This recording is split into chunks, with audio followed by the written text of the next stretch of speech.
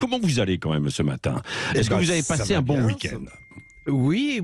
Alors bon, vous savez, après une semaine de chronique exténuante qui nécessite une exigence intellectuelle, une implication mentale absolue et qui me laisse épuisé, anéanti de fatigue, vidé sur le plan intellectuel, je consacre mon week-end à décompresser, à récupérer et à me ressourcer pour retrouver des forces intellectuelles et donc écouter un tunnel de pub interminable avant ma chronique. Et donc, un week-end, je disais, quasiment ascétique, partagé entre la lecture, car j'aime à me replonger dans Teilhard de Chardin, relire quelques pages de Proust aussi, car à chaque fois que je me replonge dans la recherche du temps perdu, c'est un peu comme une purge spirituelle, une vidange de l'esprit, et puis évidemment, au programme de mon week-end, de longues promenades méditatives en forêt pour profiter de ces belles journées d'octobre, marcher dans les sous-bois aux chatoyantes couleurs d'automne en partageant avec ma compagne l'esthétique de cet après-midi d'automne qui n'est pas sans évoquer les films d'Ingmar Bergman, et puis le soir, fermer cette parenthèse enchantée en la regardant s'endormir à la lueur de sa lampe de chevet.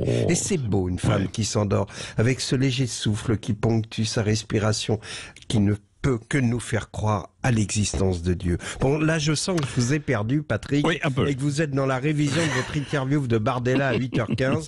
Je laisse d'ailleurs les auditeurs juges de mon humiliation à vous voir préférer une interview de Bardella plutôt que le souffle léger d'une femme qui s'endort. Mais je vous comprends, car franchement, je vous dois un aveu, je vous ai menti. Je n'ai pas passé le week-end que je viens de décrire. Mais non, c'est pas vrai. Mais on est tous comme ça. Il y a les week-ends que l'on vit et ceux dont on rêve. Et c'est cela qu'on raconte le lundi matin au bureau. Car le lundi matin au bureau, tout le monde ment. On ne va quand même pas raconter la vérité. Alors, ça s'est bien passé. Les gens vous accueillent en disant, alors ça s'est bien passé l'anniversaire de ta nièce? C'était bien. Ah, c'était génial. On a fini à 4 heures.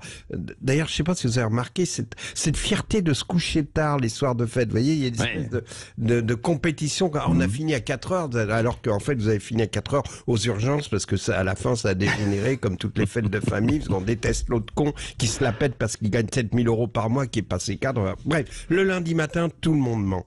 Bon. Ça s'est bien passé le week-end avec les enfants? Ah oui, Lucas me donne beaucoup de satisfaction. Il a 15 ans.